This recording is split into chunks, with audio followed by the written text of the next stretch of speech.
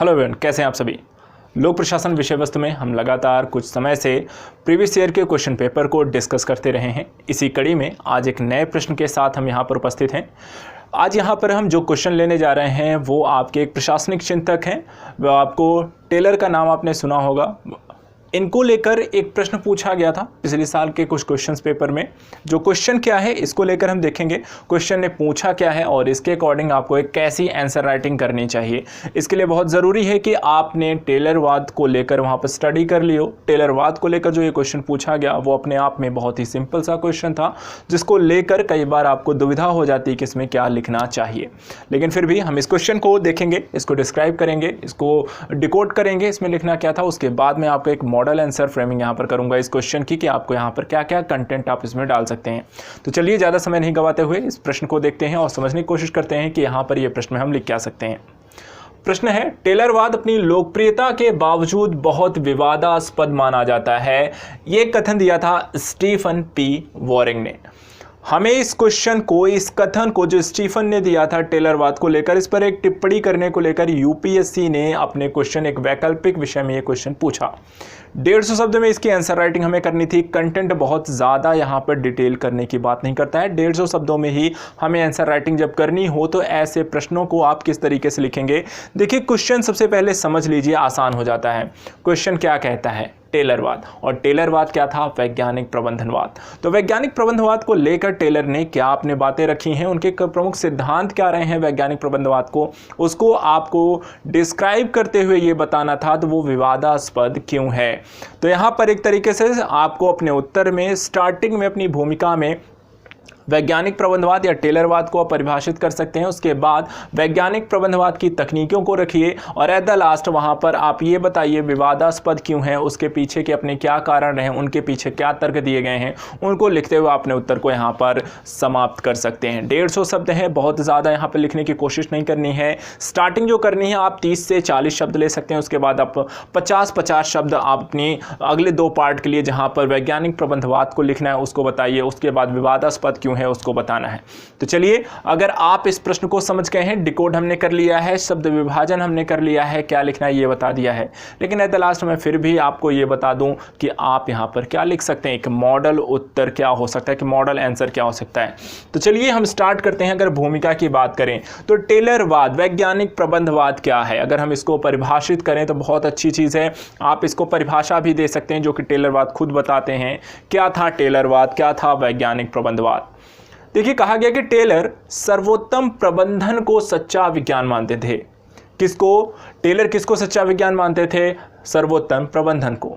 उन्होंने ही वैज्ञानिक प्रबंधवाद को स्पष्ट करते हुए अपने ही शब्दों में कुछ बातें कही हैं जिससे ये चीज़ें हमें स्पष्ट हो जाएंगे अपने उत्तर को।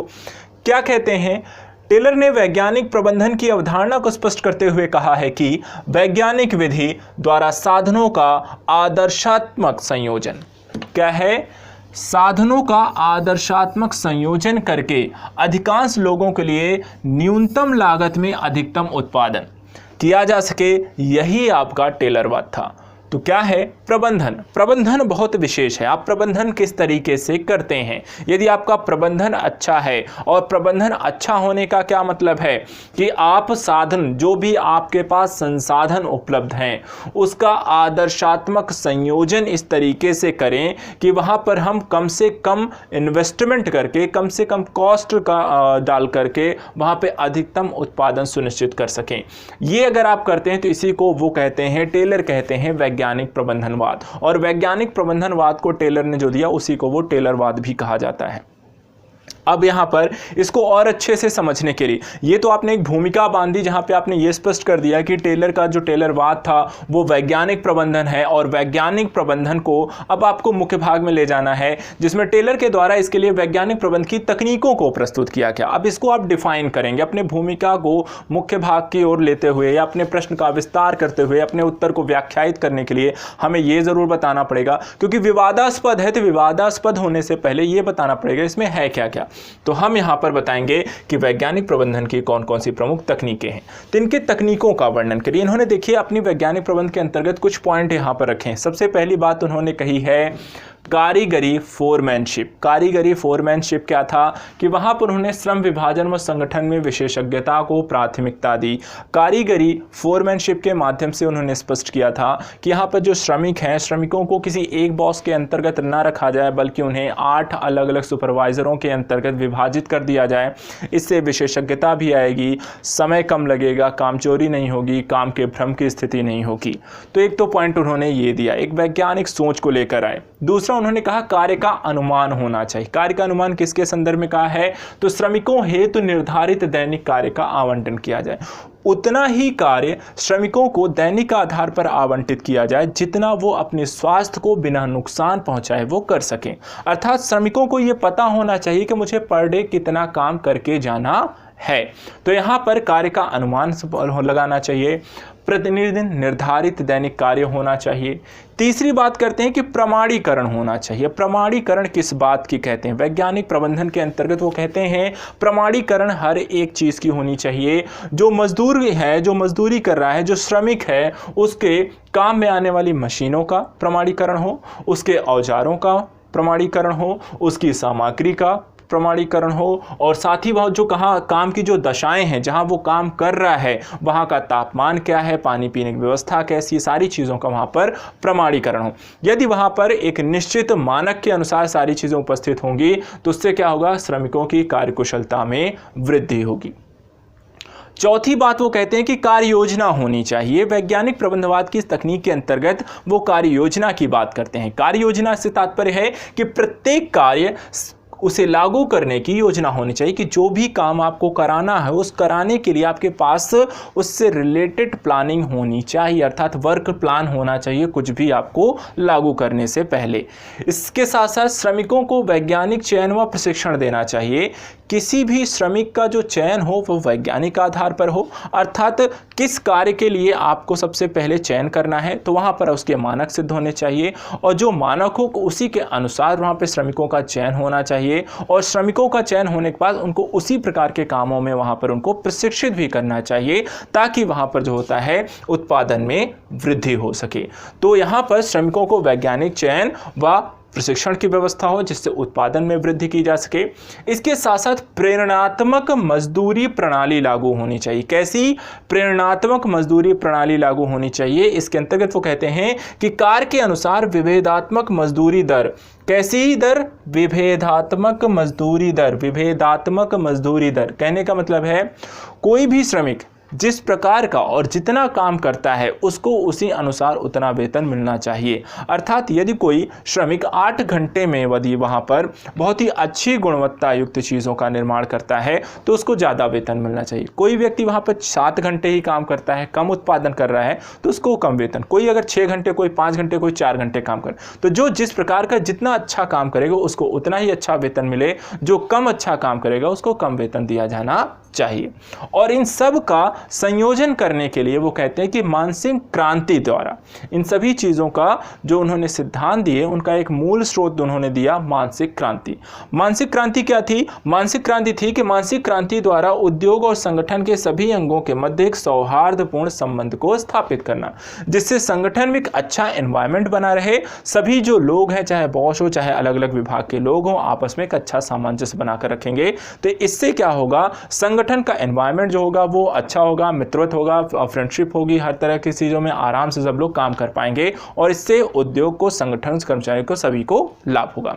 तो ये वो कहते हैं अपने वैज्ञानिक प्रबंधवाद के दृष्टिकोण में। लेकिन जैसा कि प्रश्न कहता है कि टेलरवाद अपने समय में जो है लोकप्रिय होते हुए भी विवादास्पद बना रहता है, तो ये तो जो बातें इन्होंने कही अगर उद्योग के दृष्टिकोण से भी देखें तो अच्छी बात लगती हुई दिखाई देती है कि हाँ, चीज़ों का प्रमाणीकरण हो, अच्छे तरीके से सभी चीज़ों को कार्य का आवंटन हो, कार्य प्लानिंग होनी चाहिए, श्रमिकों के दिन वहाँ पर कितने समय तक कार्य करना है, तो सब चीज़ अच्छी दिख रही है। लेकिन फिर भी यहाँ पर ये विवादास्पद क्यों है, तो ये आपको वहाँ पर जस्टिफाई करना पड़ेगा। तो इस क्वेश्चन के थर्ड पार्ट में जाएंगे जहाँ पर हम कहेंगे यद्यपि टेलर के वैज्ञानिक प्रबंधन में कई स्तरों पर विवादास्पद बनी हुई है, यद्यपि यहाँ पर आप कहेंगे कि यद्यपि टेलर के वैज्ञानिक प्रबंधवाद में भी कई स्तरों पर विवादास्पद बनी हुई है।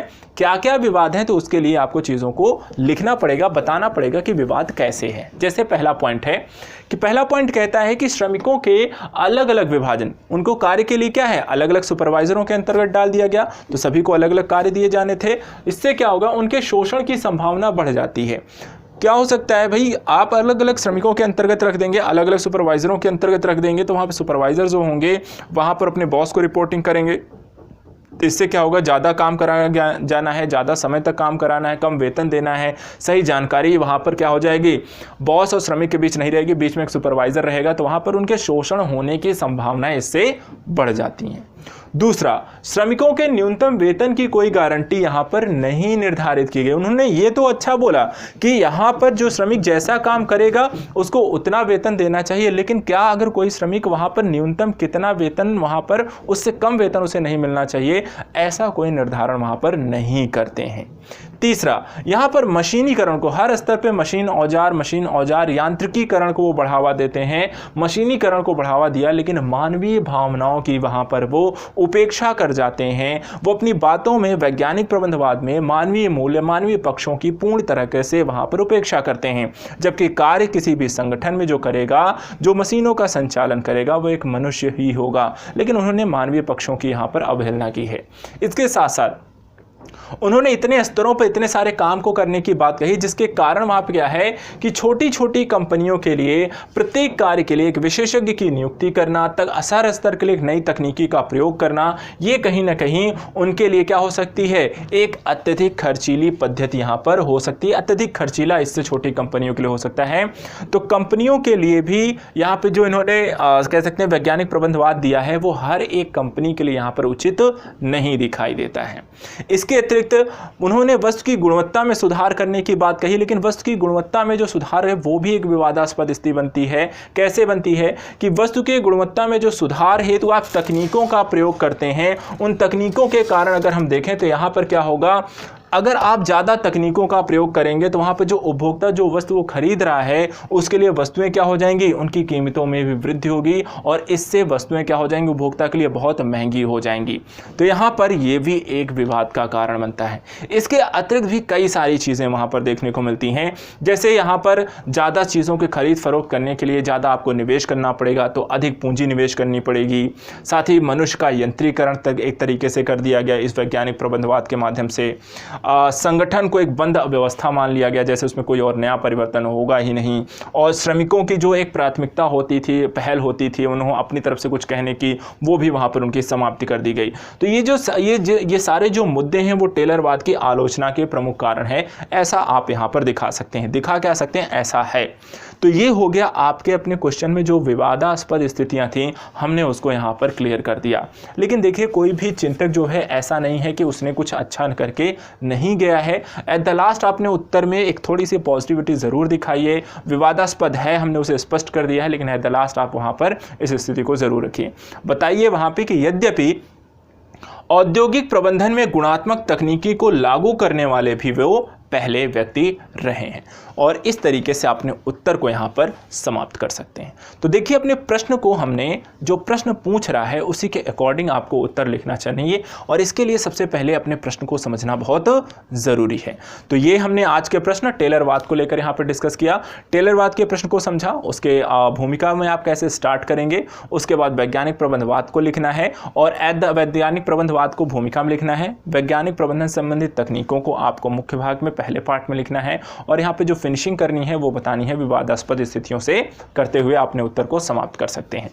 तो आज के लिए यहाँ पर इतना ही रखते हैं। नेक्स्ट क्वेश्चन फिर से लेकर आएंगे, किसी और प्रश्न प्रीवियस ईयर प्रश्नों को लेकर जो भी वहाँ पर पूछे हैं, जो अलग अलग चिंतकों के क्वेश्चन हैं, तो उनको लेकर आएंगे, डिस्कस करेंगे। आप भी अपने स्तर पर प्रैक्टिस करते रहिए। Thank you so much.